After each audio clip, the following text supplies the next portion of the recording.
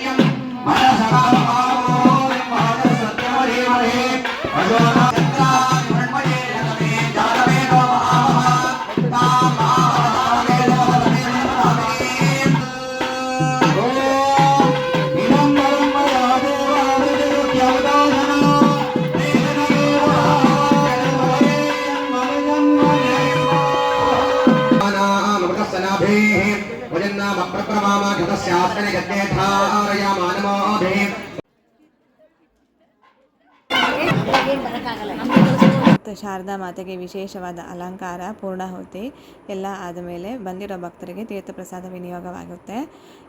ಈ ಒಂದು ಸಮಾರಂಭದ ವಿಶೇಷತೆ ಏನೆಂದರೆ ಶೃಂಗೇರಿಯಿಂದ ಶ್ರೀ ವಿಧುಶೇಖರ ಭಾರತೀ ಸ್ವಾಮಿಗಳ ಆಗಮನವಾಗಿರುತ್ತದೆ. ಎಲ್ಲ ಭಕ್ತರಿಗೆ ಆಶೀರ್ವಾದವನ್ನು ನೀಡಲು ಗುರುಗಳ ಆಗಮನಕ್ಕೋಸ್ಕರ ಈ ದೇವಸ್ಥಾನದಲ್ಲಿ ವಿಶೇಷವಾದ ಅಲಂಕಾರ ಮತ್ತು ಸ್ವಾಮೀಜಿಯವರಿಗೆ ವಿಶೇಷವಾದ ಆದರದ ಸ್ವಾಗತವನ್ನು ಏರ್ಪಡಿಸಿರ್ತಾರೆ. ಸೌಂದರ್ಯ ಸಮಿತಿ ವತಿಯಿಂದ ಸೌಂದರ್ಯ ಲಹರಿ, ಶಿವಶಂಕರ ಪಂಚಾಕ್ಷರಿ ಸ್ತೋತ್ರ, ಕಲ್ಯಾಣ ವೃಷ್ಟಿಸ್ತವ, ಲಲಿತಾ ಪಂಚಕ ಹೀಗೆ ಅನೇಕ ವಿಧವಾದ ಶಂಕರಾಚಾರ್ಯರ ವಿರಚಿತ ಸ್ತೋತ್ರಗಳನ್ನು ಹಾಡಿರ್ತಾರೆ. ತುಂಬ ವಿಶೇಷವಾಗಿ ಎಲ್ಲ ಕಾರ್ಯಕ್ರಮಗಳು ನಡೆಯುತ್ತೆ.